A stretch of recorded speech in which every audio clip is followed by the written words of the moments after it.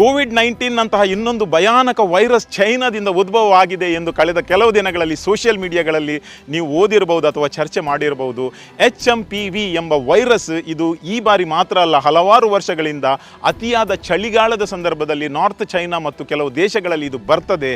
ಆದರೆ ಇದನ್ನು ಪ್ಯಾಂಡೆಮಿಕ್ ಅಥವಾ ಇದು ಡೇಂಜರಸ್ ಅಂತ ಹೇಳಲಿಕ್ಕೆ ಆಗುವುದಿಲ್ಲ. ಇದು ಮಕ್ಕಳಲ್ಲಿ ಮತ್ತು ಹಿರಿಯರಲ್ಲಿ 65 ವರ್ಷಗಳ ಮೇಲ್ಪಟ್ಟವರಲ್ಲಿ ಶ್ವಾಸಕೋಶ ಅಥವಾ ಉಸಿರಾಟಕ್ಕೆ ಸಂಬಂಧಪಟ್ಟಂತಹ ಒಂದು ಫ್ಲೂ, ಇದರಲ್ಲಿ ನಾವೇ ತಡೆಗಟ್ಟಬಹುದು ಮತ್ತು ಯಾವುದೇ ರೀತಿಯ ಡೇಂಜರ್ ಇದುವರೆಗೆ ಇಲ್ಲ ಅಂತ WHO ಅಂದರೆ ವಿಶ್ವ ಆರೋಗ್ಯ ಸಂಸ್ಥೆ ಮತ್ತು ಭಾರತದ ಸರ್ಕಾರದ ಆರೋಗ್ಯ ಇಲಾಖೆಗಳು ಯಾವುದೇ ಎಚ್ಚರಿಕೆಯನ್ನು ನೀಡಿಲ್ಲ.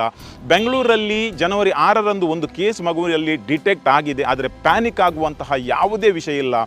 ವಾಟ್ಸಾಪ್ ಯೂನಿವರ್ಸಿಟಿಯ ಮೂಲಕ ನಿಮ್ಮಲ್ಲಿ ಇಂತಹ ಹೆದರಿಸುವಂಥ ಮೆಸೇಜ್ಗಳು ಬಂದರೆ ದಯಮಾಡಿ ಕಾಮ್ ಆಗಿರಿ. ನಿಮ್ಮ ಹತ್ತಿರದ ಪರಿಚಯದ ಡಾಕ್ಟರ್ ಹತ್ರ ನೀವು ಡಿಸ್ಕಸ್ ಮಾಡಿ. ಒಂದು ವೇಳೆ ಇಂಥ